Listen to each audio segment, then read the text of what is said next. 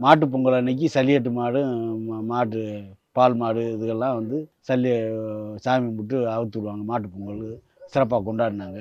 அதுக்கப்புறம் காலாரா 48ல வந்திருக்கு. காலாரா வந்து அதிகமான தொற்று நோய் மாரி பரவி போய் ஒருத்தர் சுடுகாட்டில பொறச்சிருந்தா திருப்பி அடுத்த நிமிஷம் அடுத்து ஒருத்தர் இப்படி வரிசையா நிறையா உயிரிழப்புகள் ஏற்படும்போது, மருந்துக்கு அதுக்கு ஒரு செட்டு போட்டு ஒரு ஆஸ்பத்திரியில வந்து எப்படி அதுக்கு ஒரு பெட் அமைக்கணும் எல்லாம் அந்த ரெக்கார்ட்லாம் குடுத்து, அவங்க டாக்டர்ஸ் ஃபாலோ பண்ணி இத வந்து அவர் ஃபார்வர்ட் பண்ணியிருக்காரு. அந்த காலரா வந்தது 48. அது வந்து அப்புறம் காலரா வந்து ரொம்ப அதிகமா உயிரிழப்பு ஏற்படுறதுனால, அ காளியம்மனுக்கு இந்த காலரா நின்டா சல்லிக்கட்டு விடுவோம்னு வேண்டுதல் பண்ணாங்க.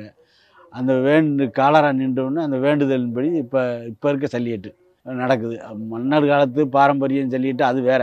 ஆனா, இப்ப அலங்காநல்லூர்ல நடக்கிறது காளியம்மன் வேண்டுதலுக்காண்டி நடந்தது.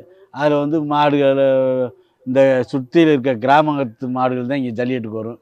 இந்த மாரி பரவலா வந்து அதிகமான டிஸ்ட்ரிக்ட் இல்ல. ஏன்னா, அப்ப வந்து போக்குவரத்து இதெல்லாம் கம்மியா இருந்ததுனால, இங்கிட்டு சுத்தி இருக்க கிராமத்து மாடுகள்லாம் வந்துச்சு. அப்போ மாடுகள் வந்து நல்லா திடகாத்திரமா நல்லா இருந்துச்சு. மாடு பிடிச்ச வீரர்களும் வந்து நல்லா திடகாத்திரமா இது பண்ணி இருந்தாங்க.